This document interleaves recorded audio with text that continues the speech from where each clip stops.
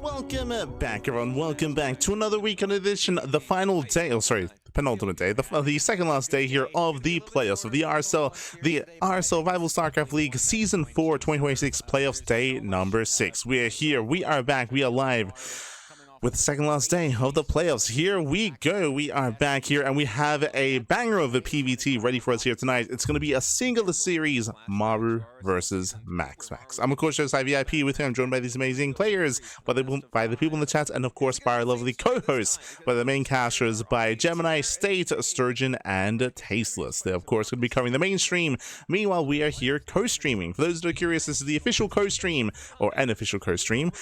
Basically, we have permission to react stream, so you will be hearing the casters in the background, and we're here to just add a little bit extra on top, essentially here to quote-unquote to react stream, to co-stream even, if you will. So we are here, and again, there's only a single series tonight. It's a little bit unfortunate. It does mean that tomorrow is going to be 3 series back to back, but because of that, that is why tomorrow the broadcast is starting earlier. It's going to be an early broadcast tomorrow to compensate for how long tomorrow's broadcast is going to be.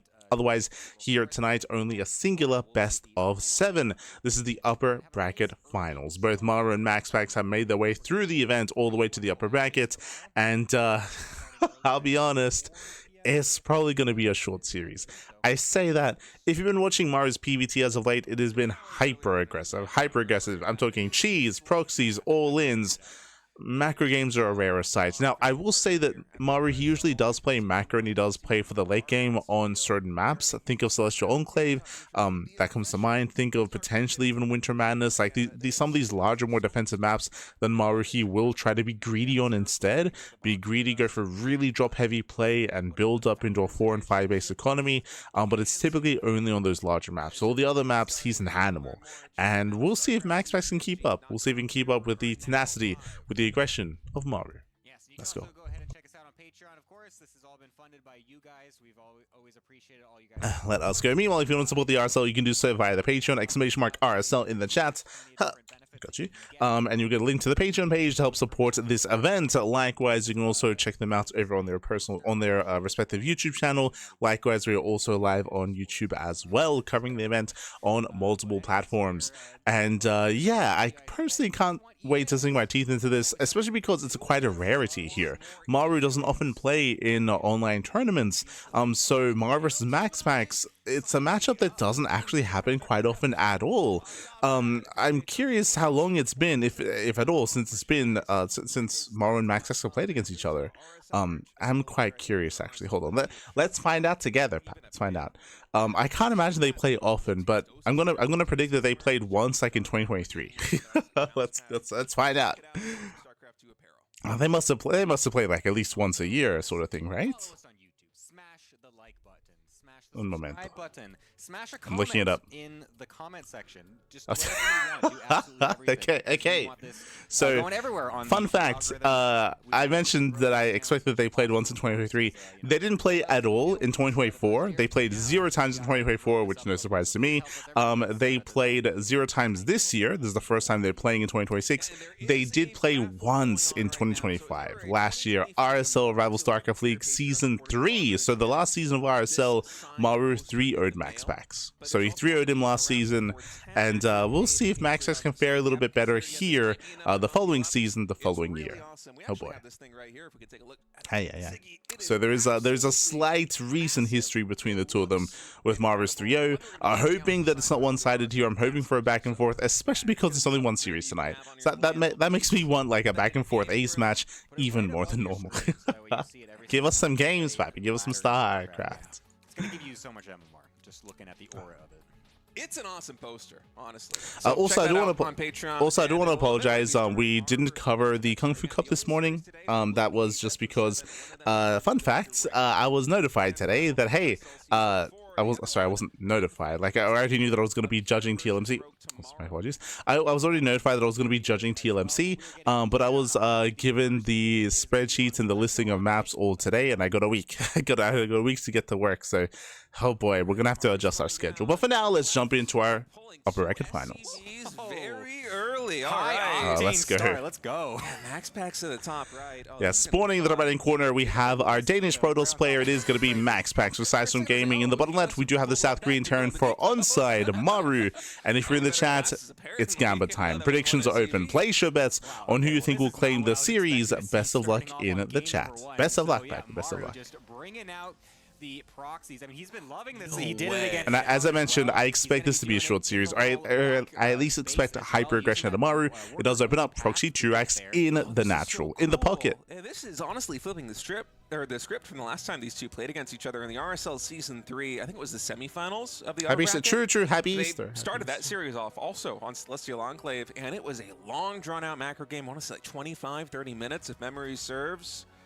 And now Maru, this time, you know, he might have played incredibly defensively the first time that they battled here on Celestial Enclave, but he's going for 2 barracks proxied in what is effectively the main base of MaxPax. So MaxPax thankfully does probe scouts. He's able to confirm that Rax is missing, so he knows something is wrong, something is amiss. We'll see if he scouts his pocket expansion. It is not uncommon to proxy in the pocket. But the single gas could be either of those two choices.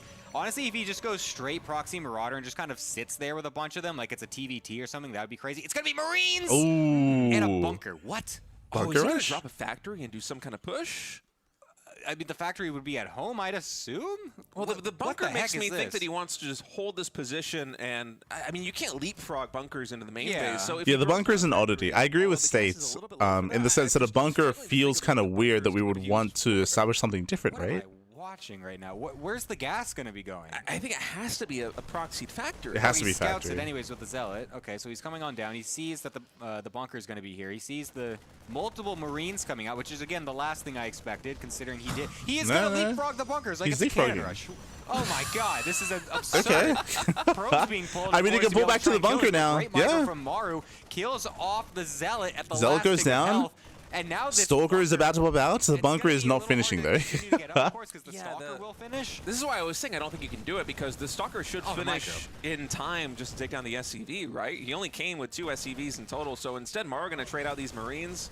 Shield battery is finishing up, so unfortunately for him, he's only going to get a little bit of hull damage here on this these Stalkers. And Factory's on the way back at home. DPS to eventually power through these shields and take down 1 or 2 probes, but he's just going to cancel the bunker and instead come down into the natural expansion. And there is a factory being built, but it's actually in the main base of Maru. It is not. Yeah, I would have loved the factory proxied right here instead. Like, Right now, man. How many probes did he It's just kinda kill? weird. Killed a pretty decent Killed 5, amount, I right? think. 5 probes? I don't know if it's going to be worth the amount that this whole investment, you know, costs it. I mean, a bunch of Marines, those 2 SCVs, double barracks across. He's going to be much later in his tech and yeah, I'm expansion. not 5 convinced by this setup here. I mean, again, Maru, he has to float all the way back home. His production is stifled. We should be seeing cyclones.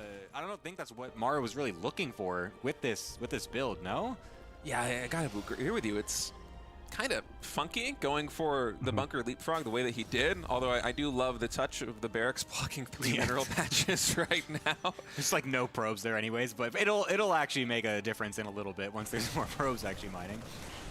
MaxPax just had a great response though. That bunker now finally going to get salvaged here as it burns down, and these Marines just going to sacrifice themselves. Of course, that is a worker-only path in the natural expansion, so they cannot escape the same Does at way least scout the SCVs came tech, does in. confirm the Twilight Council, but again, as they're mentioning, as we're mentioning as well, like this was a really weird proxy out of Maru, just because it was so uncommitted, right? Like it was so committed, but also uncommitted, in the sense that like again the factory wasn't across the map, or he didn't go into proxy Marauder either, considering he still had all the gas to work with, and now he's floating back home. Sure, he killed a couple of workers, but I would say that MaxPax is in a decent position here. It's looking good. To get ahead, considering the fact that his build didn't really do any crazy economic damage that would just win him the game. Oh, this is outright. risky. So we'll be going for something. So instead of going early Cyclone, is going early Banshee. I mean, he did make 1 Cyclone, but only the 1. Back base, and he's going to be going Cloak Banshee, which is This might just also kill him. very interesting. If that could be unscouted by MaxPax, that could Double actually expanding. get a pretty good amount of probe damage. He's done. being But so the greedy. the fact is that there's going to be a pretty decent amount of Stalkers coming up, Yeah. and there's really nothing to defend. There's one It's a single Cyclone. so this is going to be Like Maru was insanely greedy here, and he should be punished.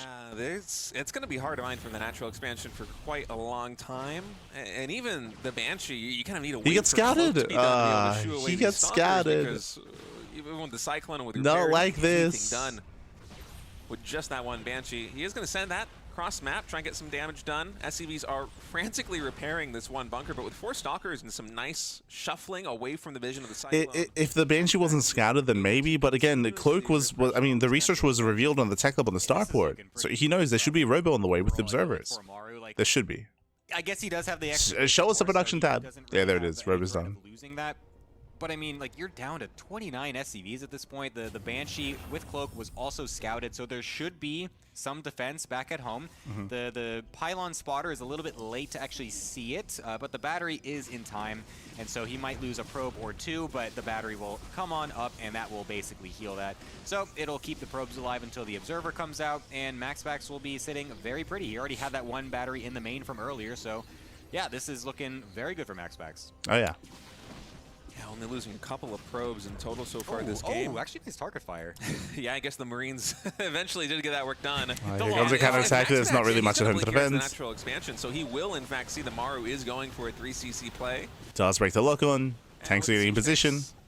Maru's able to shoot this away, but oh man, 36 SCVs right now versus the 43 of MaxPax. Luckily, this third command center has been pumping SCVs for quite a while, so Maru is starting to close the gap. But this early game, not really going the way I think Maru was hoping it would. Yeah. I don't feel like the game is going to end outright just now because, of course, it's going to be very difficult to actually just break this position as Maru, since it is a much easier natural, or whatever, the back base is much easier to defend than this forward natural. So he doesn't need to go there just yet, as he does still have those 3 CCs, but he still will eventually have to put these push these Stalkers away, and it's going to be very difficult if he's just kind of sitting here at the top of the ramp. I mean, it's going to be hard to get back down. He doesn't have an opportunity to really send the Banshees across the map just yet because, of course, you need them defensively, so he's going to have to wait just a little bit there. But, yeah, everything just feels a little bit late for Maru overall. Oh, especially. No well, this might be a really good catch here for MaxPax. Oh, no way. He has 1 Stalker there to spot it. And then he's gonna blink in. With the vision from Cloak, I think he should be able to get one of these elites. So I do apologize, not really adding much here. I mean, there's not really much to add. I mean, it's an awful start for Maru. It's just awful. It's just been awful. 1 Banshee even gets sniped here. 1 Banshee does get away. So far, the Banshees did not pay for themselves. They have not been worth it. Banshee's not been worth it. They've been hurting him more than helping. Likewise, Maru, his hyper greed was also punished as well. He didn't get away with his 3rd. As I was mentioning, the game is still going to progress from here, but MaxPax does have a lead. Like, MaxPax is looking very comfortable, and right now the pressure's on Maru to hyper turtle up. And to be fair, Maru, he is one of the best at doing this, right? He's one of the best at turtling and being hyper defensive. That is what Maru is known for. So if anyone can turtle up and max out, it would be Maru. But the plan from here should just be to slow the game down. The other option is for Maru to go for an all-in, but I don't see him all-inning from this position too well. So late before Maru can do anything whatsoever to MaxPax. And MaxPax on his side of the map already powering up with a 4th expansion coming in. Robotics Bay nearing completion as well. Forge already upgrading, so he's keeping pace with Maru in terms of the upgrades. There really isn't any facet of the game where Maru has the advantage right now over MaxPax, especially as you said, when you reflect back on 3 Banshees, which I think in total got 3 probe kills on the other side of the map.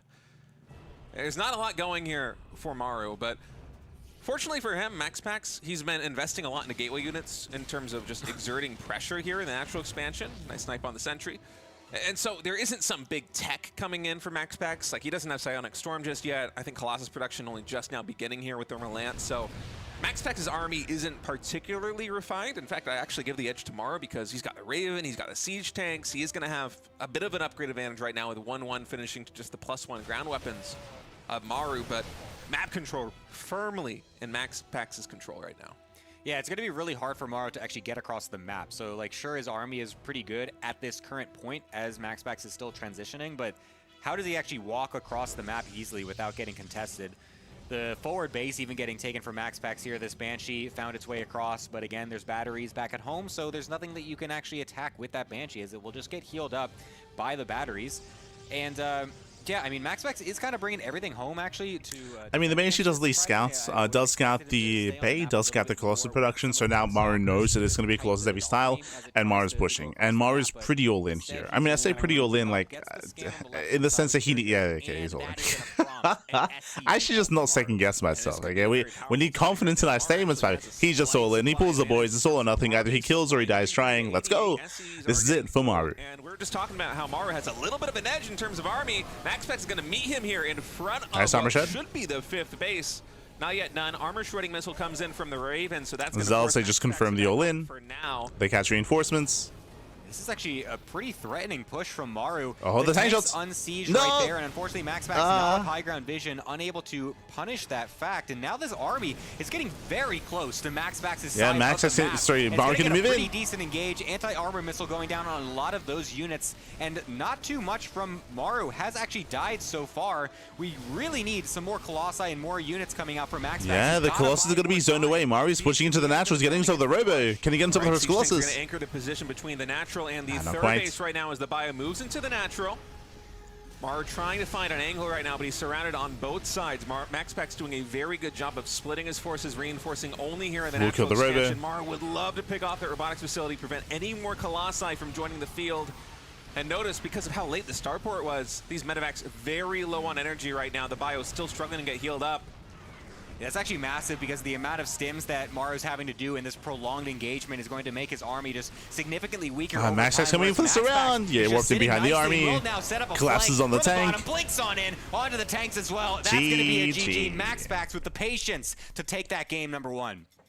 Wow, well played there by MaxPax. I especially like using the 5th base as another warping point. I mean, he came in from literally every possible side. To just GG, well played again. It was a very weird build out of Maru, going for the proxy Turax in the base, but not really committing as hard as he otherwise could have.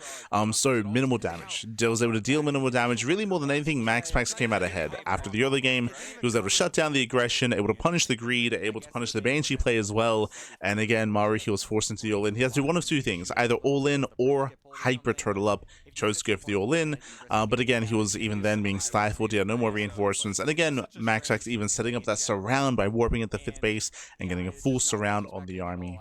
GG, well played. MaxPax takes the lead in the series.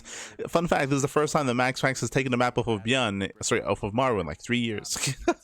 Let's go. Can he take a series? We're here to find out.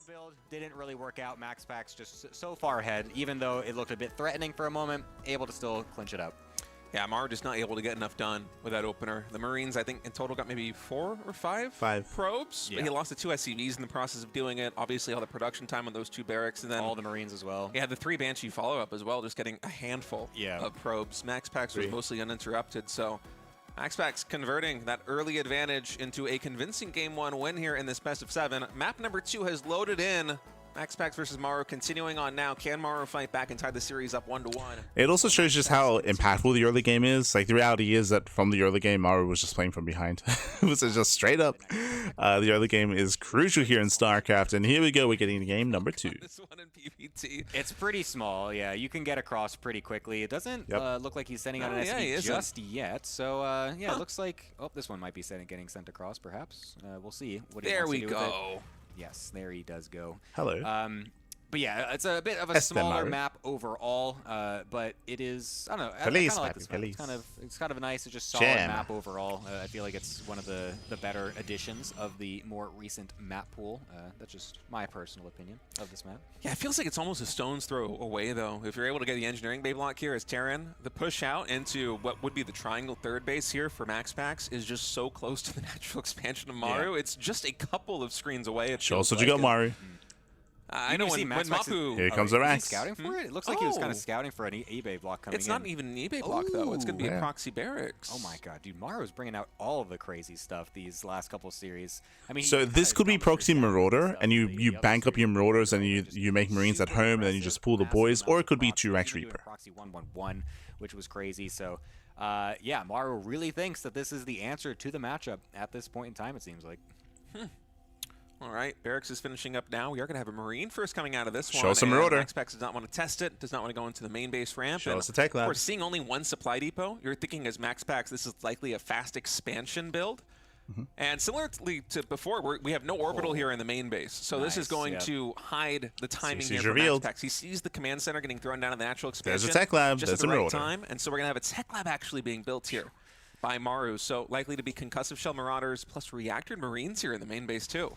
Yeah, this is some dirty stuff coming out from Maru. Very tricksy, of course, going for that, not making the orbital. Obviously, the threat of this build is that we're going to be banking up units, and the revelation of that command center on the low ground makes it look like a standard build, which means MaxPax, he won't overmake any units. There's a low chance he gets any safety shield batteries. There's a higher chance that he's caught with his pants down. Cheeky build here by Maru. We'll see if it goes unscouted. Like, it's like, yeah, there's an orbital in the main base. Of course there's going to be that. But won't be going for that. Goes for that fake forward command center, which will eventually then just be a natural anyway, so it's not even like he's going to cancel it or anything. MaxPax going for a proxied gateway as well, though, is very interesting. I'm not quite sure how this is going to interact. This can be very messy. Sending his units very aggressively across the map here, whereas Maru, he could easily hit a timing where a lot of these adepts are across the map, and then there's just marauders in MaxPax's natural. Yeah, so MaxPax is going to try and get something done with the initial 2 adepts, and then follow it up with potentially more adept weapons on He ignores it. Maru's side of the map, but he does not know that MaxPax is actually, or Maru is actually moving out right now with 2 marauders already, and they're targeting. He's getting us over the pylon. Powering one of the 3 gateways. Bearing in mind, there's only 3 gates, and two of them are still in the way. So MaxPax getting is a 4th gateway. boosting out a Stalker to try and deal with this. Oh, and the adept gets caught. Of course, it will be able to shade away before it goes down, but it's going to take a ton of damage. He's trying to YOLO onto the SCV and did actually get it along with the probes. Not bad. So was able to deny that at least, but this is getting still into the main. So much bio coming out of Maru so quickly. No I can see shield that. battery at all One to stalker. defend as well. So that means these probes are just going to get absolutely destroyed. A single Oh my Marauder God. not even getting killed off just yet. This is if he just wins right now, this is going to be like a perfect game essentially out of Maru. There's still a couple more warpins coming in from MaxPax though, so we'll be able to deny at least a couple of these units, but he's losing so much in the process.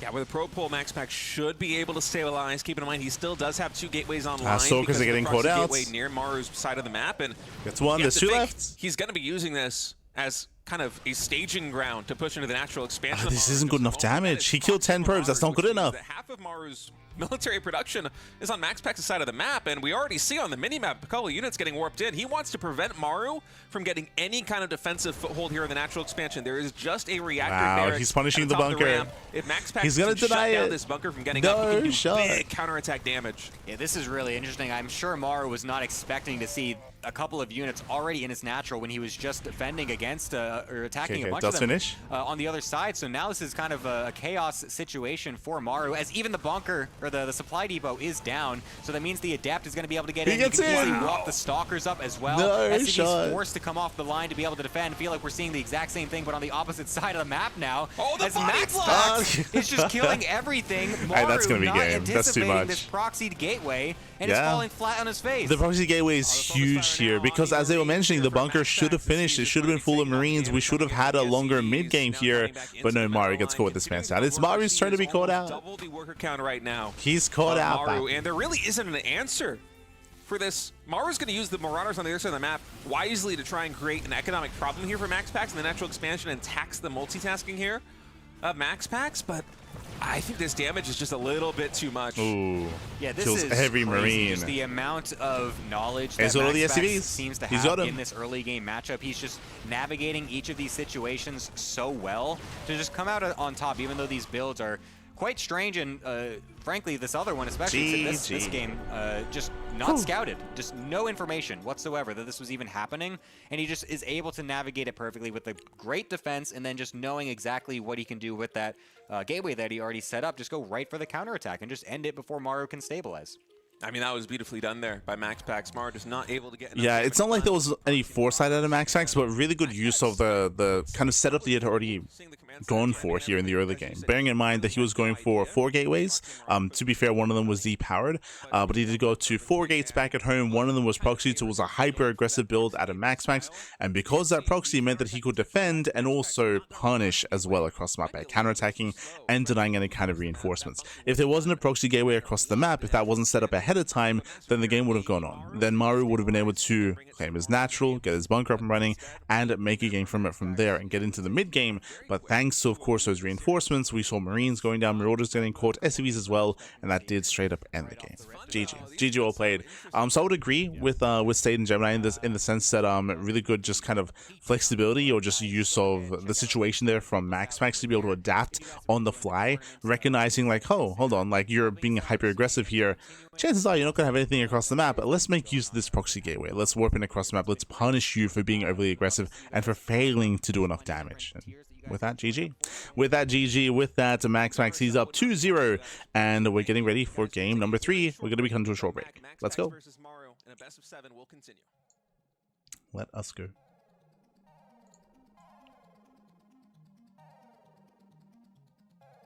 What are the odds will be done in the next 15 minutes? I mean, there's, depending on the maps and depending on the order, there's a high chance. I mean, I already said this at the beginning of the broadcast. I expected this to be a short series.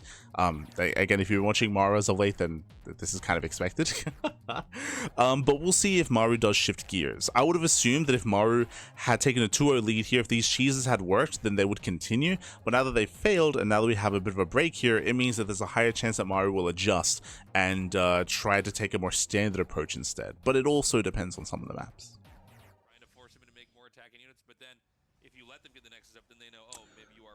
But we'll see you soon. We'll see you soon after the break. See you soon, Pappy. See you soon. Back, everyone. Welcome back. Ooh, we have returned here with the RSL, the Rival StarCraft League Season 4 Playoffs, day number 6. We are midway through this series, through Maru versus MaxPax, and we are jumping into game number 3. Currently, MaxPax is up 2-0. Very impressive performance so far here by MaxPax, at least on paper. Again, MaxPax hasn't taken a map off of Maru in 3 years. It's since 2023. So it's been a long time since MaxPax has taken a map off of Maru. Can he take a series? Let's go. We're here to find out. Just catching up with the chats. MaxPax 2-0 Maru is better than I expected from him. I would agree with that when it comes to the scoreline on paper, but remember what we say.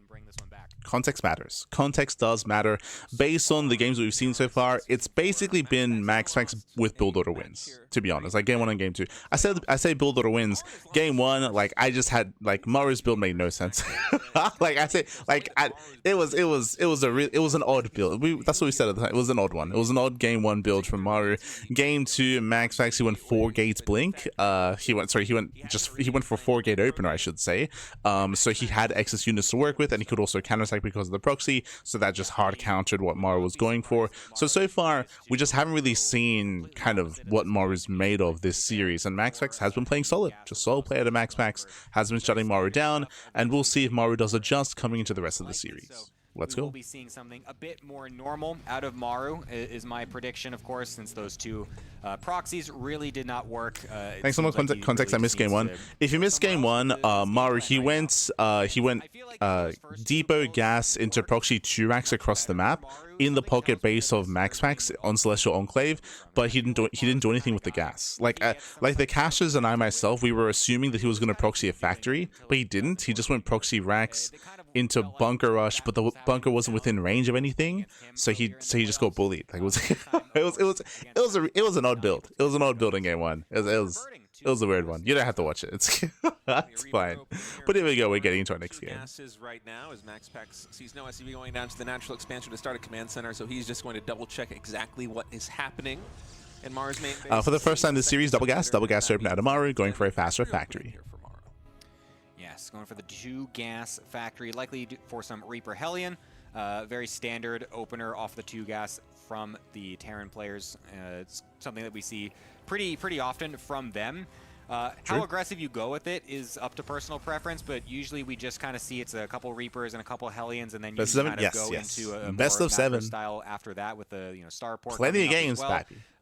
This time we're going for the reactor very quickly. Could actually be also the factory going onto the reactor for some Widow Mines. That's also something that does sometimes happen. You reactor out a couple Widow Mines with this. Could be reactored Mine. It could be reactored Hellion. We could head into Marine, into early Tech Lab Cyclone, into Cyclone Drop. This can lead into Banshee play as well. Going double gas does give a lot of options to Maru, and Maru does go for the early Mine. No reactor swap. Fire up that Widow Mine now. Start a couple of Marines here in the main base, and I'm thinking that Maru's been playing very aggressive in TvP so far, and I know that he is just the best late game Terran player of all time in StarCraft 2's history.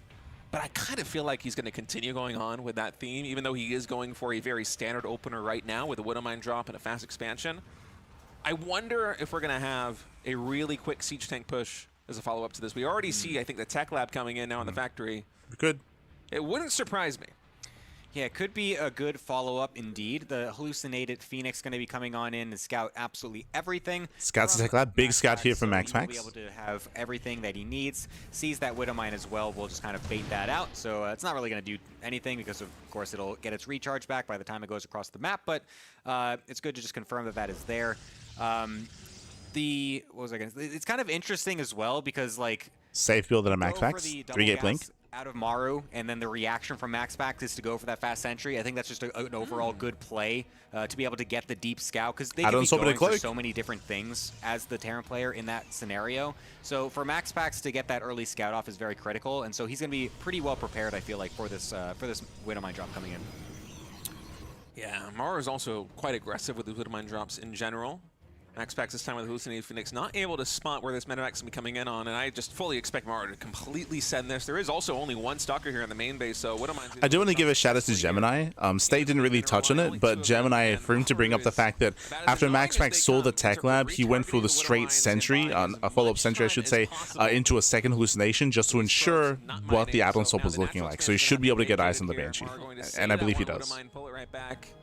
Nice damage done. I think in total only 1 or 2 probes getting taken out, but you know, every second that a mineral line vacates, I think it's like 12 minerals or so that is being wasted. So you can see the income advantage really spiking there in the favor of Maru.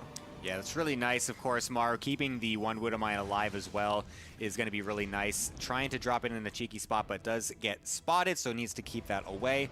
Another hallucinated Phoenix going to get sent out to try and scout that Medivac and just kind of tag it continually just to know exactly where it's coming from. But the Banshee follow-up is going to be coming on in for Maru as well. MaxPax has some Stalkers in the main base in preparation. Because the Observer didn't focus on it, I just assumed that hallucination followed and went across the map, but no, he didn't.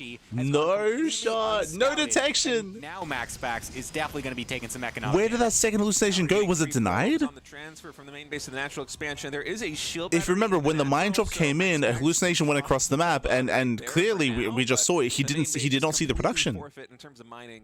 And this is a huge disruption again in Maru's favor. That Cloak Banshee will be able to escape before the detection is out. And Maru's got to be feeling much better about this early game. And actually, look at this. He's going in with 2 Banshees in the natural expansion. Yeah, I wasn't expecting this. I don't think MaxPax was either because he is woefully out of position. This might just be game. A ton more probes getting taken out. More lost mining time, and now the Widowmine is going to try and catch him with a transfer Let's back. go. Get the Widowmine back in there. How much can this thing do? Let's see, is MaxPax actually paying attention? He will get the warp in on time. The pro pull almost was a little bit too late there, but nice reaction still from MaxPax, so doesn't lose a whole bunch of probes. So that keeps the Medivac alive, though, as Maru, and this is a much better opener for Maru in terms of the early aggression. How many probes in total have gone down so far? We just took out 5 more with the Widowmines and the Banshees. And MaxPax is going to try and get a counterpunch in now with the Blink Stalkers actually catching even the Banshees. A 2-base soul in here would work wonders. Maru, he is ahead. He's dealt critical damage. If Maru goes and he pulls the boys here, it would make sense to hit with Stim and +1. So we'll see if he expands or if he does pull the boys. Coming up as well. Hey, you're going to see the income advantage finally now stabilizing as the worker counts are even, but those 2 big spikes so substantial for Maru, and MaxPax is building even more Stalkers right now. He really wants to try and get some damage done. If Maru is not anticipating I'm looking at his camera. Up! He might be in a little danger because he's looking at his natural. Siege tank unprotected. These Stalkers did he pull them? He did! He pulled the boys! 2-base soul in! Let's go! The boys are being pulled. Trying to get a Medivac. Will he get it? Oh, just yeah, there they are. Perform a so 2-base soul in here by Maru. The reason why he's doing this is because he's ahead. Right forward with 1 siege tank. This is insane. Maru, just with the ridiculous, just killer instinct in some of these games, will be sending it across with this SCV pull. I think there's only like a single Medivac as well in this. It's like such a random assortment of units to be doing an SCV pull with, and a lot of them were already pretty stimmed as well earlier, but he's going to be going into it. MaxPax trying to leave this 3rd base position, trying to defend back at home. Yeah, the 3rd was a waste. Storm will be done in 10 seconds. 10 seconds. He needs to stay alive to get that key upgrade, and then he's going to have a chance to defend. Storm is done. This could be huge. 3 storms are available. The first one very good.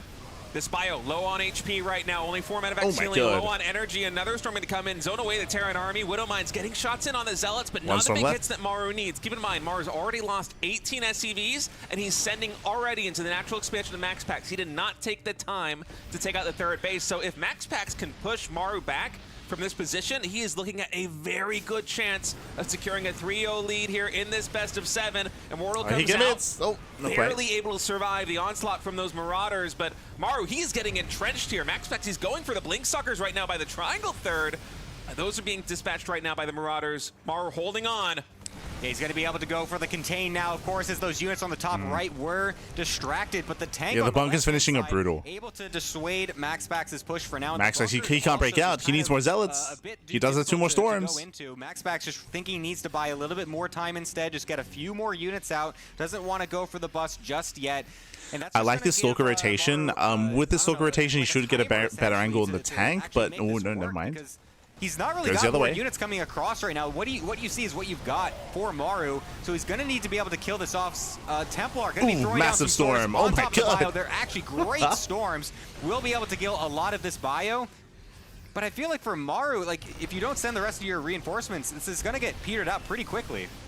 It seems like Maru has chosen or made the decision that he cannot actually take out MaxPax I guess it's and saying. frankly, he just doesn't have enough siege tanks to do it. And so you can see that he's pivoting towards trying to snipe the third base while also making the trade in front of MaxPax's natural as inefficient as possible. As we're alluding to, so far there's not good enough damage. Like Maru, he has not done enough. Armor. He He's needs getting a more. Ghost Academy, so there is a transition in mind here for Maru, and I think he didn't want to get caught completely flat-footed at home should there be, say, a Warp Prism doing a counterattack, because MaxPax loves to get his counterattacks in situations like Denies these. the third, killed it And so earlier, Maru okay. is just going to try and do as much damage as he can. Delay the third base here from MaxPax. He wasn't able to get the kill move that he wanted, but if he can keep MaxPax contained on 2 bases, eventually MaxPax is going to run out of steam. Yeah, it's kind of rare that you see the Terran player pull SCVs and then just macro out of it. It's like, oh, that was just a pressure play. I'm just going to keep on going. Oh, massive God. storm onto that bio. We'll kill off one of those medevacs as well. Maru's got to be a little careful that he doesn't go a little too aggressive and just kind of suicide all of his units for free, as he does still have now a better economic situation since he did SCV back up a little bit. He's got a couple more on the economy there. He's getting even a third CC as well, so he's just going to straight up go into a macro game off of this play. The ghosts coming out as well are going to be really good, of course, and he's just trying to continue to shark around just a little bit, trying to kill off the third base as much as possible, but the storms should be able to keep Maru away. Yeah, the storm can keep Maru away, but I like what he's doing. The activity that he has right now with this bio is great because he knows MaxPax is severely limited on gas, and MaxPax wants to spend his gas on Templar to stay alive with storms. That's really the main DPS of the Protoss army, but that means that MaxPax can't really replenish his Stalker count. And when Blink isn't a threat, as MaxPax again is going to try and assert his dominance over his side of the map, Maru standing strong. MaxPax overextending. He overextends. The Archons, even the Templar now being taken out. God. Maru with just this hodgepodge army of a handful of Marauders and Marines able to get so much damage done. Even the Ghost joining in, Warp Prism actually able to dodge that EMP. I love what we're seeing from Maru.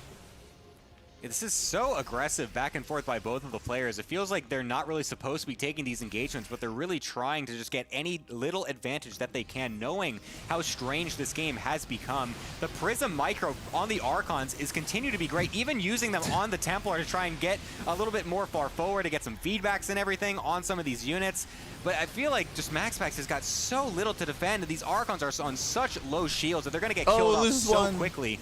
Maru, once you just get a few more units out, I feel like should be feeling pretty good in this game. The third CC also going to get floated on down, and these counterattacking Zealots just going to get dealt with by an EMP. Maru is getting better and better the longer this goes. So from here, as I mentioned, Maru, he's recovering from the failed all-in where he was able to kill the third base, able to cripple some of the economy and stifle it here, even keeping MaxPax back, sniping some high-tech units.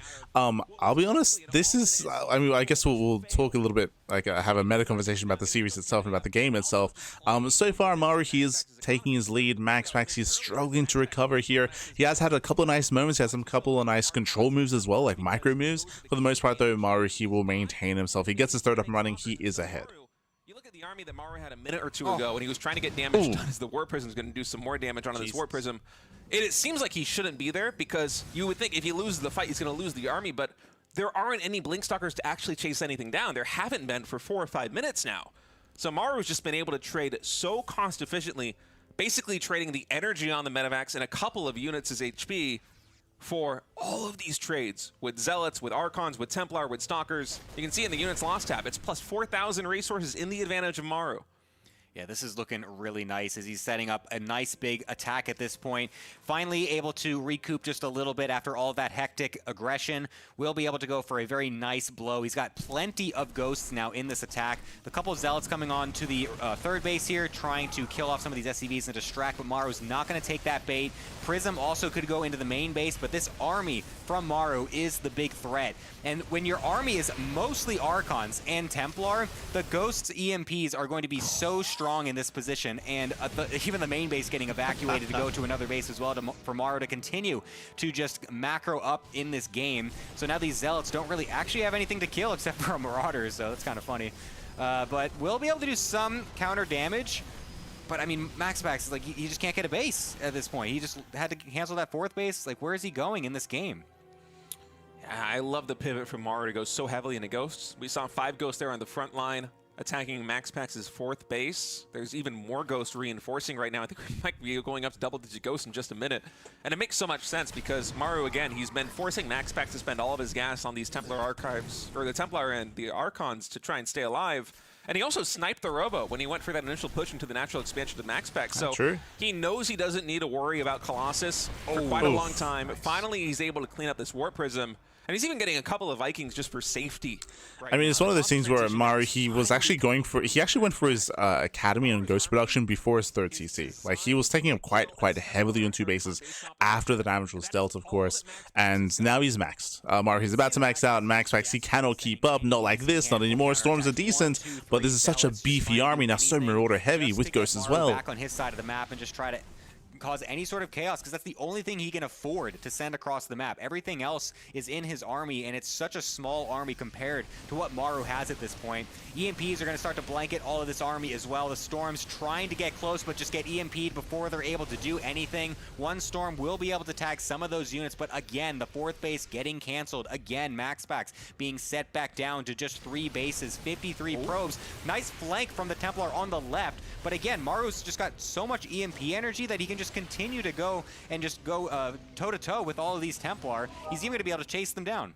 11 Ghosts in total right now for Maru. The first Colossus entering the map in just a minute, but no thermal lands underway. MaxPax, his economy's just throttled. There's very little mineral income because he's never been able to establish a fourth base. He's sitting at 53 probes right now, and Maru's going to take a little bit of damage from this storm to clean up those Zealots and set his sights on pushing into the third. And you thought Maru's army was big, knocking on the front door of MaxPax's third? We have an equally sized army about to converge with this one, which just took out the fourth. Maru more than doubling the army supply right now of MaxPax. He's looking to take the first game in this series. He pushes in, and the Archons evaporate to the EMPs. GG, and Maru fights back.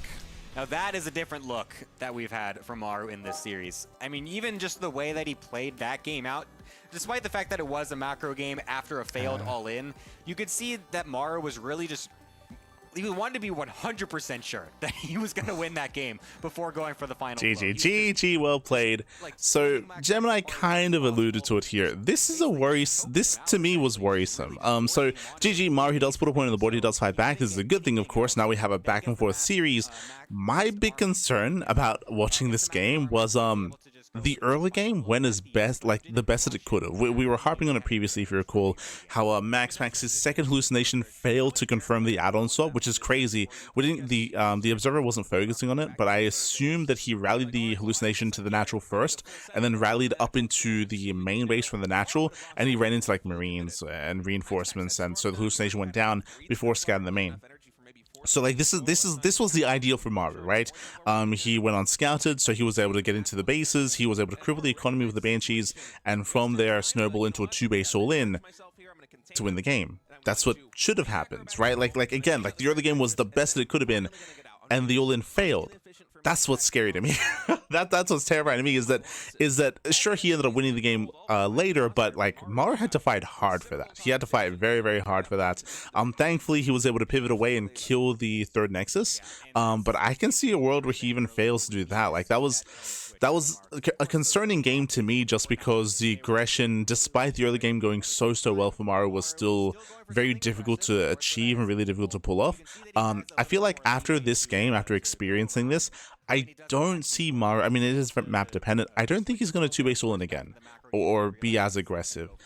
They were like they kept mentioning, and we mentioned this as well, Maru, he does have the best late game TvP out there, and we have yet to see Maru try to kind of get to that kind of game state or embrace that kind of game state. We might start seeing that now after this game, because like again, like that was wild to me.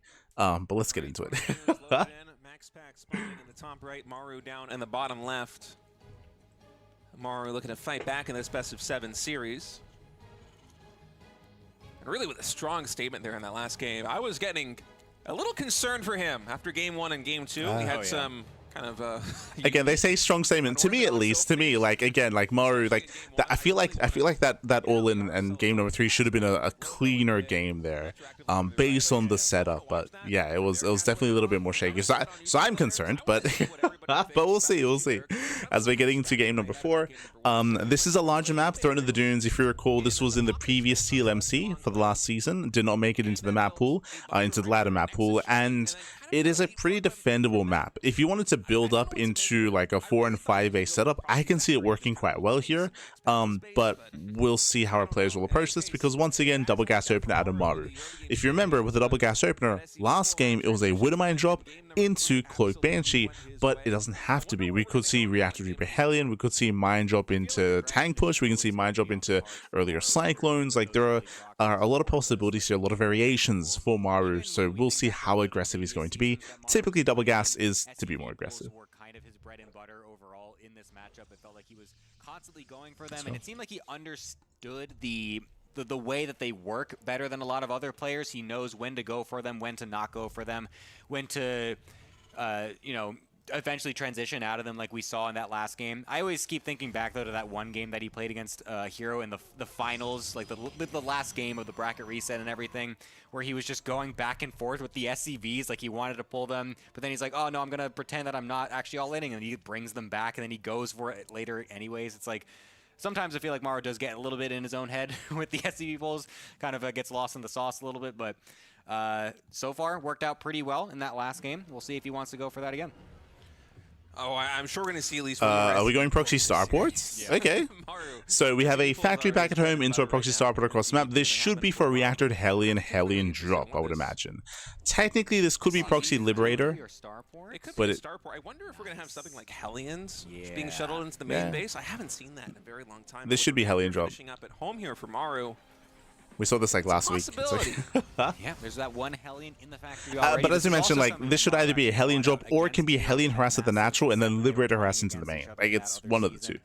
Did cycle this one in, and it was extremely effective. It killed an insane amount of probes. He followed up with a Banshee follow-up from that proxied starport as well to get even more probe damage, and Hero just like left the game basically.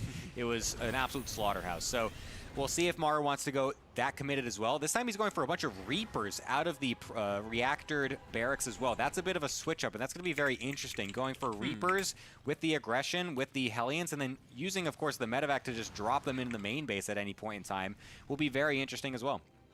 Yeah, I wonder how this is going to play out. And MaxPax, I'm not sure he has seen the full Reaper and Hellion count yet, but this should be something that's on his radar. This was a very popular TvP build for the longest of times, especially on the Korean ladder. You would face this maybe half of your matches if you were in GM.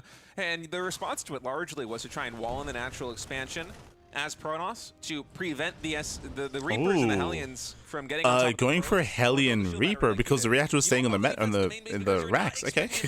Like this one to drop everything in. Oh, the probes they get lined up. MaxPax is able to fix that by sectioning off some of them to sacrifice. 6, but already in 7. total, 7 workers being taken out. Even more are going to go down.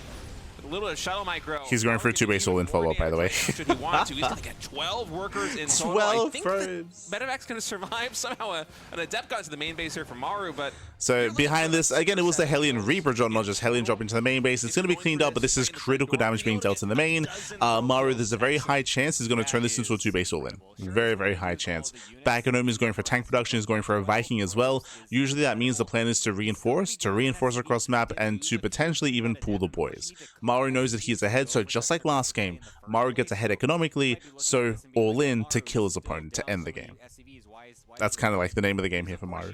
You're killing so many of the Protoss, they're not expecting to have that type of economic damage. So we're expecting him to pull the boys. I mean, you can see he's not making any SCVs. There's 0. Oh, no, I say that. There's 1 SCV in the production. Something a little bit later.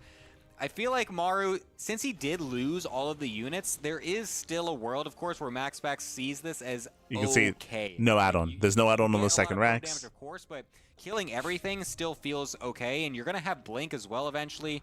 And like I said, Maru's still down on SCVs. Yeah, he ended up getting into the main base and killing 2 SCVs. It's intentional. He wasn't making workers for a while. Here for Maru, and I think this is going to culminate in a push eventually because the starport is still on the map. We have a Liberator being made, a 3rd siege tank as well. MaxPax nice punish. A big chunk of damage from those siege tanks. And I think that's going to be Maru's cue to move out, but MaxPax is looking to pin him down. Oh, if he could snipe this siege tank, the that backstab. would be huge for MaxPax. Gets a tank. That's a great catch coming in right as Maru is leaving. So honestly, this is a really important counterattack for Maru because, again, sorry, from MaxPax, Maru wants to push. He wants to go all in. He's stuck at home. And we'll be able to just dropship micro. This is buying time. Stalkers just a little bit as well as a secondary blink. Might even try to go for the dive if he thinks it, but, you know, 2 tanks is a little bit too much to ask for, so we'll just back on out. We'll just continue to contain Maru on these 2 bases for as long as possible. Oh, and MaxPax recognized the situation. He knows that Maru wants to push. He's also not seeing the starport here in the main base from Maru, which is just another signal here come the boys. Maru is going to commit.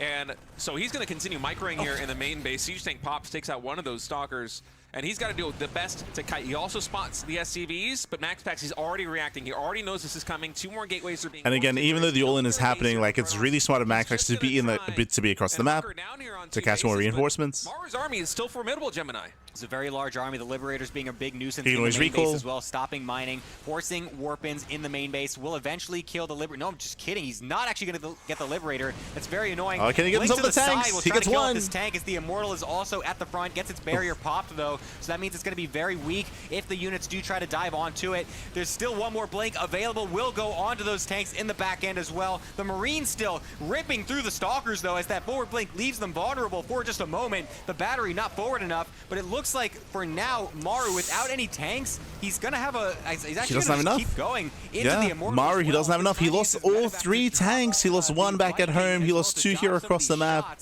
This is getting very down to the wire. Oh man, it is so close right now. He gets a tank. Has enough resources to warp it. A couple of the tank has arrived. The gas really limited right now. Infrastructure getting taken out here in the natural expansion. More stalkers coming in. Maru, if he wants to be successful in this push, because probes have not yet been pulled. Now they're getting pulled. You got a micro right now with the guys on the tank. Siege tank gets focused fire down. Stalkers on top of everything. Look at the focus fire coming in from Maru. Instead of prioritizing drops on the medevac, the focus fire on each individual stalker getting a ton of damage done. But in the end, MaxPax is going to stabilize here the natural expansion. Oh, the juggling! He saves the stalkers. Oh, look at the dropship micro. He's crazy. That 1 micro was actually insane. Able to keep so many of those stalkers alive with such low hit points. And I mean, we were saying that Maru looked like he was going to kind of just blast on through for just a moment. Now, remember how we said something right after the last game? How they were praising Maru, how oh he's back. You know, he was such a good game. We were like, that was a really concerning game. That was at least my takeaway from game number 3 was that it was concerning at how hard Maru had to work for that game, despite the all-in, despite the early game going his way. And it's the same thing here, where the early game was really strong for Maru, so he decided to go for a 2-base all-in, but MaxPax did an amazing job counter-attacking, getting into the main base, catching out the first tank, delaying the push, delaying the all-in, and Maru's in trouble. Transition here in game number 4, but MaxPax already blinking him into the main base again. These add-ons are exposed. The tech labs are going to get focus fired once more. Siege tanks being shuffled in. He's in trouble, man. We'll be able to siege up, but Prism. Oh, these stalkers are getting so much damage done. The Prism, I think it has enough HP to survive 1 more Viking volley. Oh man, there's even a landed Viking with 4 kills. Nice landed, nice landed Viking harass. Kills in the main base of MaxPax. They are holding no punches. The Viking right popping now. off. Just goes in for the YOLO blink onto the tank and the natural as well. Loses a couple stalkers to it, but will be able to kill that off. If you can limit the tank count in this situation, it's going to be great for MaxPax, of course, to continue this aggression. If there's any more than 2 tanks, that's when it gets really difficult to keep this stalker pressure going, but he's trying to keep that as low as possible. Goes into the main base once again, gets a Zealot he blinks in to cause a meat shield and goes onto the tank. The final tank goes down. These are vanilla Marines. They're being focused down one after the other. Boys are being pulled, but with that MaxPax, he's done it. No shot. GG. And MaxPax is going to take game number 4. That was a bloodbath on both sides. My goodness. Honestly, it comes back to MaxPax diving in on that siege tank in those final moments, the natural expansion, because if Maru has 2 siege tanks and he's able to anchor a defense there in the main and the natural, the worker counts were finally even. Yeah. The Viking got the job done cross map in MaxPax's base. I think if Maru was able to get one more production cycle out, he's fine. He's stable. We can continue on in the game. But MaxPax just decapitating him with that move. I mean, did we even have a third base go down there for MaxPax at the end? I'm not sure. That was, I don't think he did. That was violent. That was I would disagree with where State is trying to fixate and focus on. Winding it all the way back, what did this come down to? This came down to the counterattack.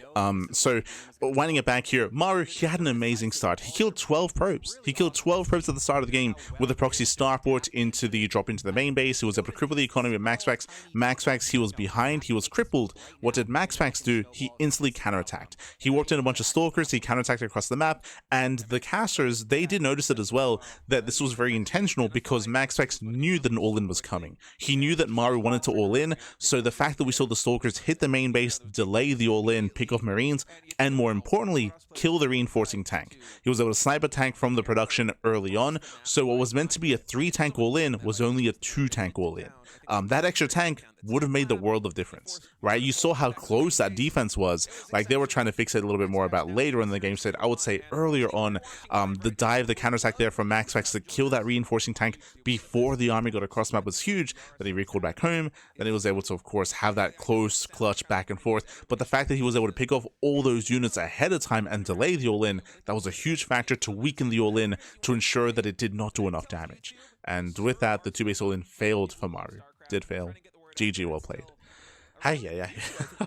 It's been like a year in total for RSL, maybe even a little bit less. But so we're trying to grow this thing. We're trying to keep up with the I was saying after game 3 that I hope that Maru's discouraged from going for 2-base all-ins against MaxPax, and he still went for it here anyway.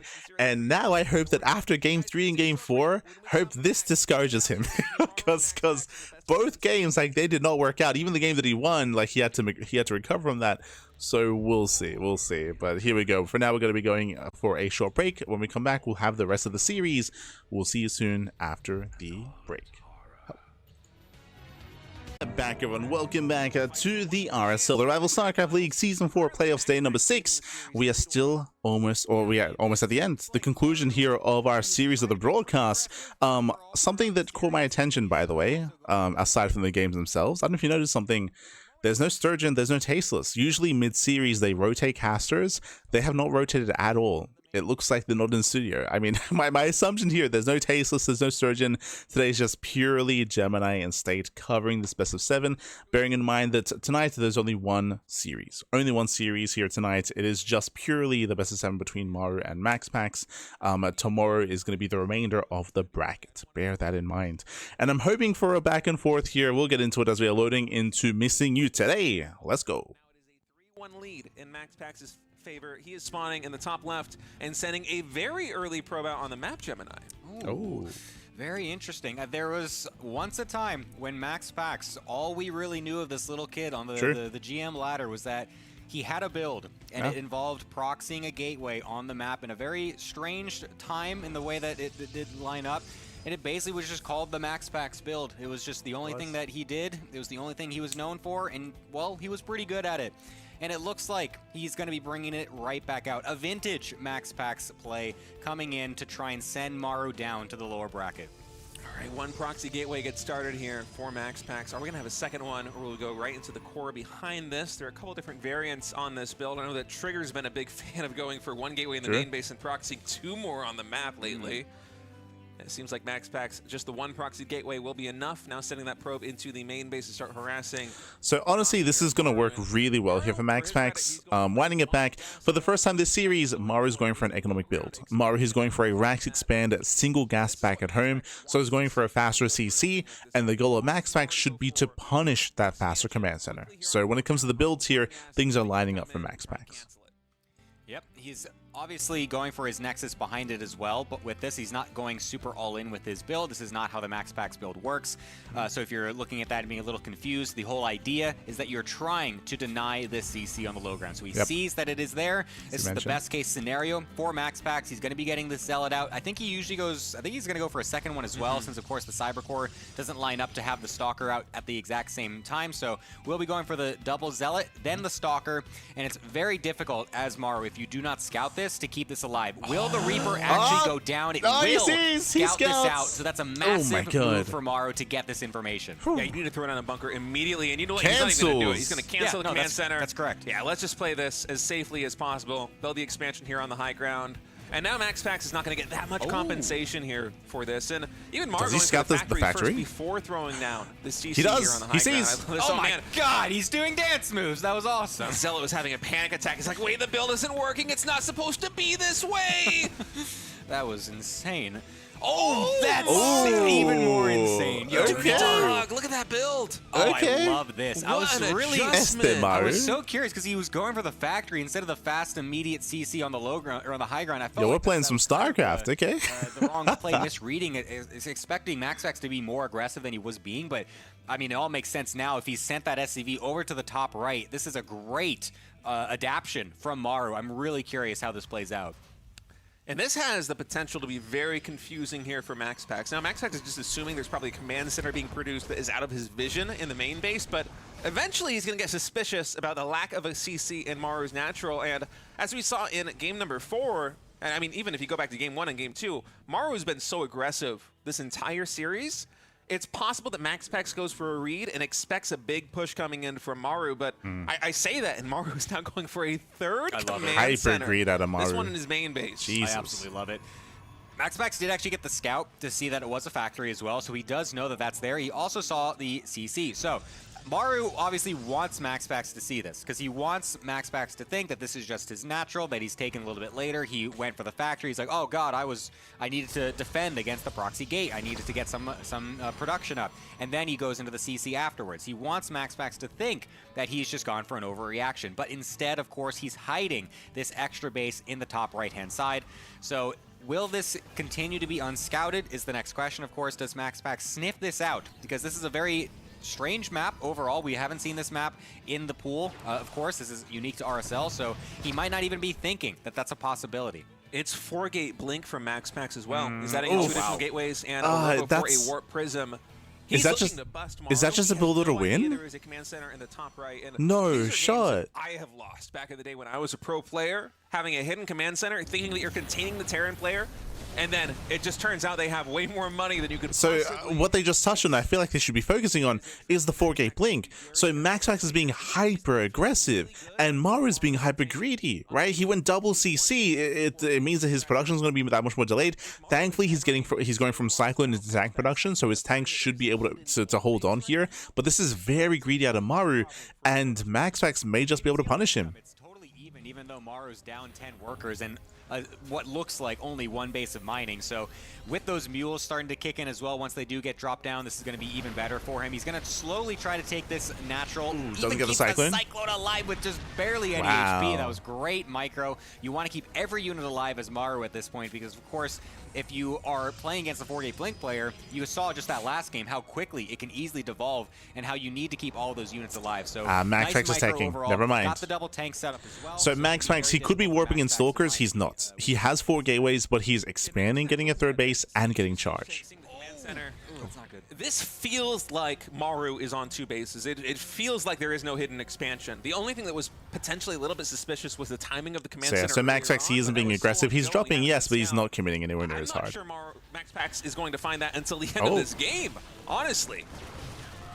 Link into the main base, of course. We'll try to go for some of these SCVs. We'll just ignore that tech lab since he's only got 4 stalkers. It's not worth it to try to go for that. Wants to kill as many of the workers as possible. Nice we'll damage. be able to get a good amount, 5 in total with this initial blink up. But of course, the gold base on the top right-hand side, still unscouted. Forced to recall as well since the Cyclone got a lock on. So that's going to halt the aggression for now from MaxPax. So a great hold overall for Maru. 5 SCVs is not going to put a dent into his economy. And I true. wonder where Maru is going to go from here. Are we going to have another SCV pull, or are we going to instead potentially take a 4th base and bring this to a long I feel like Maru macro game? expands. Because He macros MaxPax from on his here. side of the map, it looks like he is bracing for impact.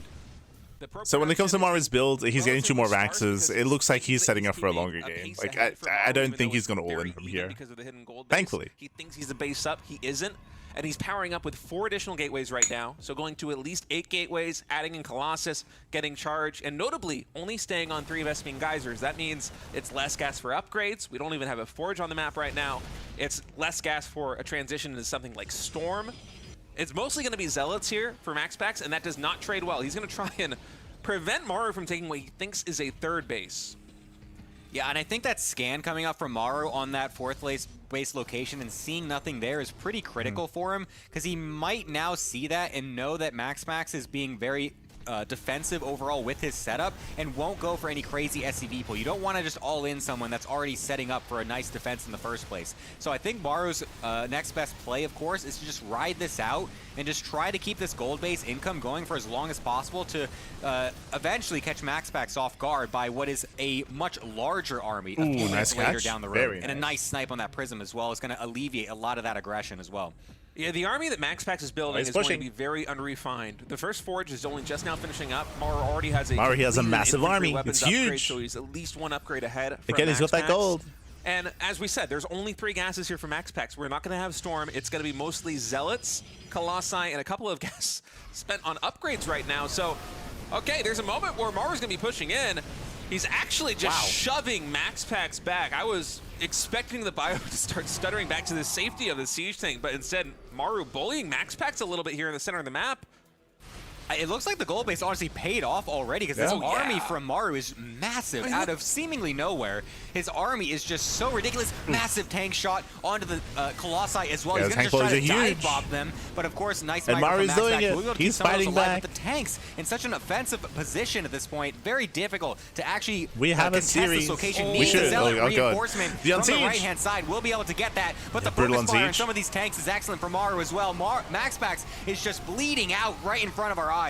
Excellent micro by Maru, being able to deal with that Zealot run by and then focus fire the siege tanks on the armored units where they're going to do bonus damage, taking out the Colossi, taking out the Stalkers, and the army supply. Maru is just dwarfing MaxPax right now. MaxPax is going to see if he can try to intercept something with these Stalkers, but the reinforcements far too plentiful here for Maru. And Maru, we don't have a 4th command center coming in. Instead, it's a 2nd starport. He knows that he has MaxPax up against the ropes, and it's really just Colossus here for MaxPax. He's taking a 4th gas because he needs to find somewhere for his workers to go work. And so we're starting the transition in Templar Archives, but I think it's going to be too late, Gemini. Yeah, this push is coming on in hot. It's going to be it's too late, Maru. He's going to stim on in. He breaks the natural base, takes out the Colossus, and there's just nothing left here for MaxPax. That gold base was never scouted. It was never scouted, never seen, never punished. GG gets called, and Maru puts a point on the board. Maru fighting back, and I guarantee you that MaxPax was scratching his head until the game was finally over, and you press F10 and you rewind instead of quitting out, and he's going to see that gold base and you're like, oh, that's fully mined out. That explains a lot of things. Oh, you dirty Terran player, man. Yeah, that is definitely not it's not the sight you want to see when you're the Protoss. You load that replay up and you're like, oh, God dang it, he really did me like that? Come on. Like, absolutely ridiculous. But fair play for Maru. That was an excellent response to what he scouted. Knowing that the map is pretty unique. You don't see this map in a lot of the pools at all. You don't actually play this very often. So likely something that MaxPax is just not going to consider. And he absolutely didn't. He just had no idea that that gold base was even going to be taken. What's really impressive to me is that Maru did this completely off the cuff. He was expecting, he was trying to take true. one gas. I would agree with what Gemini said, talking about how because this map is so rarely played that MaxPax never thought to check. He never thought to check there in that location. I'm sure it's even possible he didn't even know there was a gold. Period on this map as well, just because of how few games are played on Missing You today. So really smart move there by Maru, really good reaction. I feel like if he really wanted to, he could have gone into like a 4th base and built up into a maxed out army, but regardless, he was far enough ahead. He pushed out, he was up like 50 supply. It was insane, the army lead he had, thanks to the gold, of course, and with that he snowballed out of control. As I mentioned previously, if MaxPax had recognized how greedy Maru was being, I do think that he would not have taken a third, and we would have seen a heavier 4-gate blink aggression. But even though he went for a 4-gate, he did not warp in across the map. Remember, it was only 4 Stalker harassed, and it was killing SCVs, which was nice and all, but not good enough, not against the gold. Let's go. Look at Maru just going right back to his old ways. Oh, we're proxying again. God damn it. I wonder what we're going to have here. Right now, the SCV is Not again. to the natural expansion. It's a very big natural expansion. We've seen proxy barracks in this spot over the course of this RSL, I want to say. Yeah. Yeah, it's a common spot, of course, because you can just walk right up that Reaper jump path over on the left-hand side there. We'll be able to get into the main base nice and easily, and it's very difficult for the Protoss to send anything down there to deny it, because you have to go all the way around the edge, whereas the Reaper can just go cut right up there and just get onto the Now, thankfully, it's only one SCV. Only one SCV. Send this, of course, so Maru will be Double gas. unscouted for now, as the probe will just go across the map to see exactly what's going on. We'll, of course, see that there's Does a he go lack of Rax barracks, into factory? and then we'll be, MaxPax will be altering his reaction depending on what he thinks is most necessary. If I'm not mistaken, I think it might have been Maru versus Zaun. This build was last featured on 10,000 feet. Yeah, he went 1-1-1. In that game, if I'm recalling correctly, I know it was one of the Terran players in this. It was so Maru I'm versus just assuming Zaun. it was Maru because he's been so aggressive. Yep. We didn't just have the proxy barracks, we also had a proxy factory. And a Starcraft. siege Right, tank it push was into this, the yeah, main it was base. the reversed spawn positions. That's right. Yes, yes. A ridiculous build, and it He's doing it again. very nicely, and he's going to bring it right back out. Very nice call, Mr. State. I love this. It's so much fun. I love map-specific builds like this one because 10,000 feet has that very unique architecture with the mineral wall separating the natural expansion from this base. And the main base also, it's quite large. It's elongated towards where Maru is building his infrastructure. There is so much space. MaxPax for looking Maru for the to play proxy, around does get with the linear and push into third. the main base here. MaxPax, he should check this location. He should head here next. MaxPax actually decides to We'll see if he does. react without scouting it, because there's sometimes as the pro He's checking. player, He sees. nice, the Zealot He will actually knows. get there. Will it? Okay, you see the Marine, you got to go down. Okay, we'll be able to get the scout. So I was going to say sometimes you have to kind of, without scouting it, you have to make a call. Does Do he you want to go for cancel? the greed and just assume that they're going for just Does he a deny single the tech proxy, a lab? fake It's proxy or close. something like that, and then you try to minimize your losses and go to the macro game, or do you actually go for the There's defense? the 1-1-1. So, luckily, MaxPax doesn't need to make that decision. He Adept sees as well. everything. I think the tech lab goes down. Might even just kill this tech lab. That's actually great. We'll be able to kill this off very shot. quickly. So that's going to deny a lot of the production from Maru outside of the single Cyclone, which, again, I feel like it's not necessarily Oh, can he what delay the wants. buy? He delays the Wow, start, that but is as an well, he insane double cancels. scout as well from No MaxPax. shot. This is going awful for Maru. Oh, with a Stalker too, and the Cyclone's going to be built in a corner. Oh Maru is my completely God. Is this cornered. how He it already ends? canceled the first 2 Marines that were going to finish out of this barracks because Is this he how it was gonna be ends, cleaned up Pappy? by the Zealot and by the Ay, Adept ay, ay. Now there's no for way into the free. main. But okay, MaxPax, he is pulling back for now. If he's able to corner and take out this Cyclone, this is a nightmare situation for Maru, even worse than it already is. And look at this, there's a proxy pylon across the and map. the natural expansion of Terran. Yeah, this is going to be pretty good for MaxPax if that can get up. And then he's going to have a nice leverage point, of course, to be able to just go into the main base there. Looks like Maru will be able to mostly get away. MaxPax does still want to hunt them down, but the Cyclone, of course, with its incredible range, will make that very difficult. So just kind of ferrying the units away with that factory for vision Maru's as well. transitioning, We'll CC be able to get back at home and then on the high should ground. be able to kill this pylon before it's going to be any crazy threat, I believe. I don't know. We have 2 Stalkers, I think, warping into the natural expansion of Oh, Maru right now. This is done. This is 3-gate. Warp gate just finished. Stalkers finished producing in the main base, and now Maru, he's trying to go into Cloak natural Banshee, but the expansion. Stalker's already here. He's about to get sandwiched, and all of his production is flying across the map right now. The only thing that he has that will have a chance here is going to be the Cyclone. Cloak Banshees, but Get Cloak out only of about here. 15% done. Oh, the Cyclone locks onto the probe, the hero probe. Maru's going to have to hold into the main base. The Marines are going to get cleaned up here in the natural expansion. And MaxPax, if he goes for 1 more warp in, could get big damage done. I don't know if we have We enough need mass repair on that Cyclone. to get service area to clean up the repair on these depots, because MaxPax just power on through. This is so many Stalkers. Even if you go for the repair, you can just target down the SCVs Banshee's anyway. revealed. That's just free He damage. knows. You don't actually even need to get through. Robot instantly because gets you are thrown down. forcing the SCVs to repair the depots, and then you're just getting free SCV damage every single volley. Nice micro overall from Maru to try and get some Stalkers, but yeah, look at this. He's just going to go onto the depot, tries to all in on Breaks it a the little bit lock-on. too heavily, but then just, again, goes onto the SCVs as well. And he's got a Nexus behind this. He's not even all-inning or anything. This is just a committed pressure because he knows that Maru invested so much in his proxy, and it was scouted from minute 1. Maru's been controlling this really well. The depots are still alive. Adept gets locked on, actually shades forwards. The Cyclone will be able to clean that up. Banshee Cloak is nearly done, and once that finishes, Maru will finally be able to put a stop to this should he want to reveal the cloak tech. And I think in this situation, you just do it. You just try to shoo these stalkers away, but is he actually going to The shuffling here is crazy. He rakes in. You can see he's just like, oh crap, you're actually still going for this? I gotta just defend at this point. Yeah, goes for the cloak just to make sure he doesn't die. You need to make sure you can stay alive as Maru because this is your final game in this upper bracket. If you cannot find a way to make this defense, he's going to be going down to the lower bracket. MaxPax is putting himself in a great position to end this series. Siege Tank is getting set up now in the main base. Blink about halfway done here for MaxPax. We don't have any more Stalker Warpins yet in the natural expansion here for Maru, so it seems like the pressure is starting to subside a little bit with no reinforcements. But you look at the mini-map, you can see MaxPax already taking a third base. He has Stalkers in position to intercept the Banshees. A little bit of miss micro there, targeting the high HP Banshee. Will allow Maru to get 4 probes in total with a 2-shot. But it's not the damage that Maru needs. I mean, his entire build was basically appended by MaxPax scouting with a Zealot, stopping the Zealot production, and then following up with an Adept and a Stalker. If Maru wins this game, it will be one of the most impressive comebacks I think I've ever seen in a TvP. This is an atrocious position. Yeah, I mean, there's not really much more to add here, but it is just a really brutal position here for Maru just because, I mean, it was the initial 1-base all-in, he got found, he got proxy, tank goes down as well, takes another tank, the Cyclone, he wants the tank, one more, he gets it as well. SCV's getting crazy damage. The one cloak Banshee is the only thing that will keep Maru in this game whatsoever, but I don't even think Where's that's the going to do Observer? anything, It's coming. as the CC is forced to lift up nice yet catch. again. Observer will get picked off, but the cloak is about to be gone anyway. So run out. This is looking absolutely terrible for Maru. Like you said, it is an atrocious position.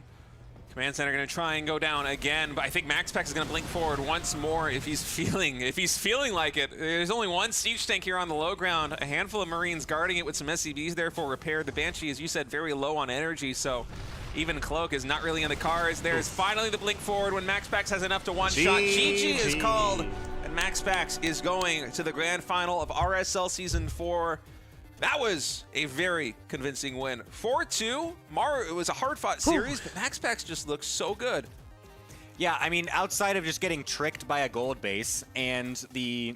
What was the other way that he even lost? It was just an SCV pull, I think. Oh, yeah, it was. Just a big SCV pull that failed, but then he was able to macro out of it anyways. It's like, outside of that, it felt like MaxPax just was reading Maru so much better overall. I mean, the early defense to the proxies every single time. That's 3 proxies that Maru tried to do this series. Every single one of them failed. Every single proxy Maru tried to do against Zaun previously was an overwhelming success. MaxPax read up on that series and was coming prepared for this one.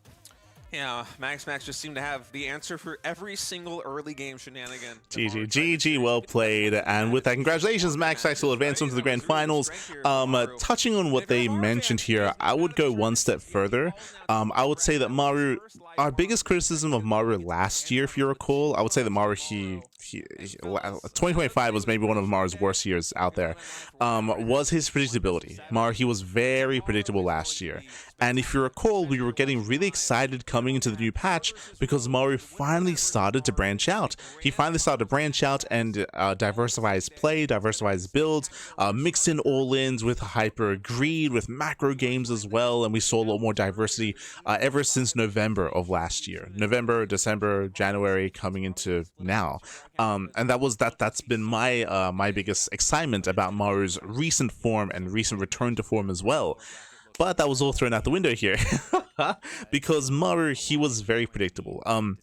When it comes to some of the games where he took a lead, I'm reminded of game 1, I'm reminded of game 3, where Maru, he would deal a lot of damage early on. He would actually get ahead. He'd get ahead, MaxPax would fall behind, MaxPax would fail when it comes to the early game defense, and then Maru would have a choice. Every time he would have a choice, it's either macro, get ahead, get further ahead, build up back at home, take your lead, get a third CC and try to take a lead and extend that and make use of that in the mid game, or go for a 2-base all-in.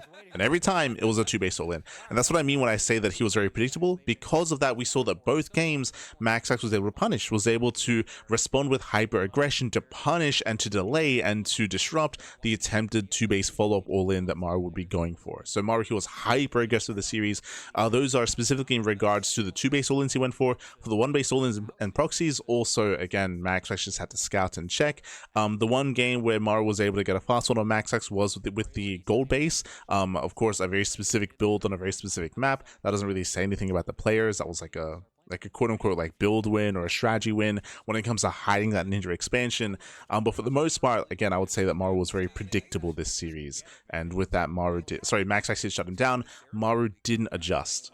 He was very, what's the best way of putting it? I was talking about how like I was so excited about Maru being so much more diverse. Here he was very like stiff in his play. He was very one note when it comes to his overall. Like he did have a lot of different builds, that is true, but it was all like hyper aggression, right? Like at no point did we mix in like a fun fact. The one time that he mixed in greed, he won. The one time it was greedy, he won, by the way. We didn't see any standard early game or standard mid game. We didn't really see as much greed play either. We saw it once and he did win that game. But yeah, Maru, for the most part, he was a little bit too one note for me in this series. And because that MaxPax was a little bit easier to kind of match the tempo of Maru, as Maru didn't really adjust his tempo too much. Except for that one game, of course, I'm missing you today. And with that GG, well played, with that MaxPax, he does claim the series. Again, this is the first time that MaxPax has won any game and won a series in 3 years versus Maru. So let's go. It does win it. Does advance on to the grand finals. And with that, we'll be back tomorrow with the finals, with the rest of the tournament. Once again, only one series today. Only a single series, which is a bit of a shame. I'm not too fond of the scheduling, but only one series today. Tomorrow we're going to be back with the lower bracket semis, lower bracket finals, and then grand finals thereafter. 3 series tomorrow to wrap up this season of RSL. Cool. Let's go. Let us go. Just catching up in the chat.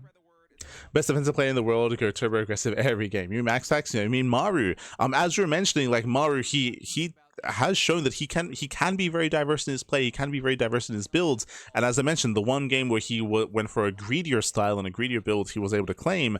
But we didn't really see a lot of that mixed in, like which was a little bit disappointing personally to me. Like I wanted to see some more macro out of Maru at times. I wanted to see him mix things up to make MaxPax second guess himself, to make it more difficult to determine whether or not he would be hyper aggressive, is to kind of keep your opponent on their toes. But here it felt like, for the most part, like MaxPax, he was expecting like aggression, like and non-stop aggression. But GG, well played. Oh. As with that, so I'm just catching up with anything else, anything further, Pappy, anything further. Hope he goes for 1 base all in now. I mean, hey, 007, you're correct. He did go for a 1 base all in this game. It failed, but he went for it. Did go for it. Aye.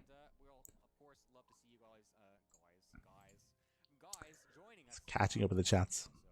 But otherwise, with that, we're going to be heading off. Going to be wrapping up here for the time being. So thank you so much for watching. Thanks so much for tuning in. Again, we'll be back tomorrow with the final day of RSL. Bearing in mind that because tomorrow there are going to be extra series and extra games and extra matches, that does mean that we will be going live earlier than normal. I believe at around like 3 hours earlier. Like Jesus, it's gonna. Let me just double check that. I think it's at 5 p.m. KST. Sorry, at 5 p.m. AEST. No, wait, is that correct? Hold on. Let's double check that schedule. Am I crazy?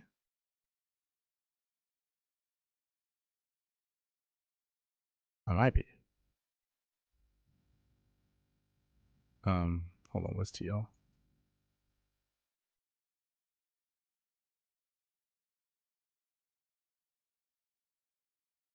No, yeah, 5 p.m. AST. Okay. Wow. that is much earlier than normal. Okay.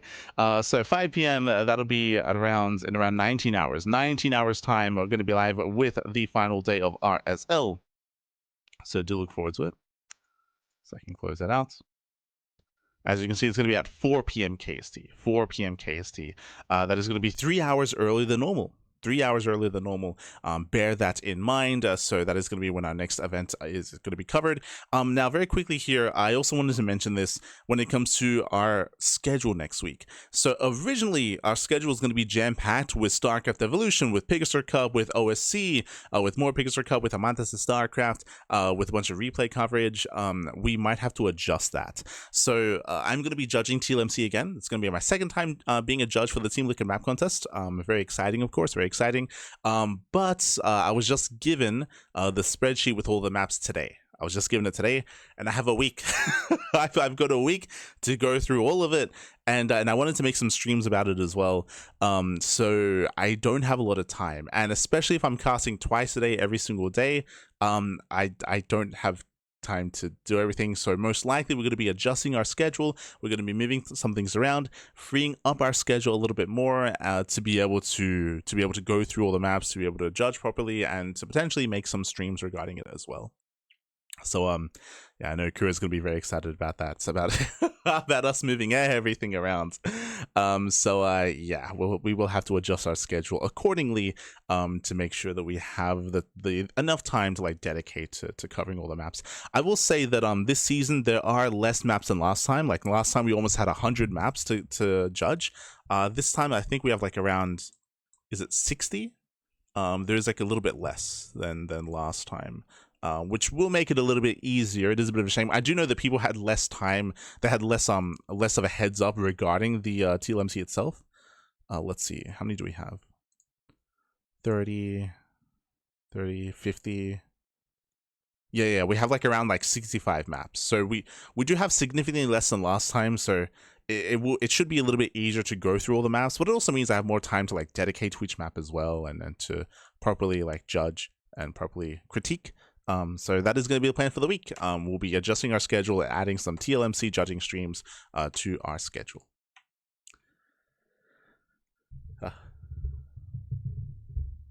When is the Australian time change? Tonight. Yeah. Tonight. Clearly, it's time to stream the map judging. I mean, technically I could do it right now, but nah, I gotta spend time with the bunnies. Gotta let them out. But otherwise, thanks for watching. Thanks for tuning in, and we'll see you guys next time. When it comes to our next stream, as you can see here, our next stream should be tomorrow. On Sunday. I might do a TLMC judging stream tomorrow morning. We'll see. Like we got a lot of work to catch up on. We got to schedule ourselves. We got to figure things out. So yeah, with that'll be on us. Updated schedule. Soon TM. But otherwise, thanks for watching. Stick around. Stick around. We're going to be doing another StarCraft stream, a raid. Trigger is streaming at the moment, so we'll give Trigger some love. Also, on top of that, if you want to support us, you can do so via socials. We do stream on Twitch and YouTube and Facebook and Soup and Kick as well. We do stream all over the place. Likewise, you can also support us via Patreon as well. If you enjoy the content, if you want the VODs are available on YouTube on a daily basis. Plenty of VODs are available. Otherwise, we'll see you guys next time here tomorrow for the final day of RSL. See you tomorrow, papi. Ciao. See you tomorrow. Hasta luego.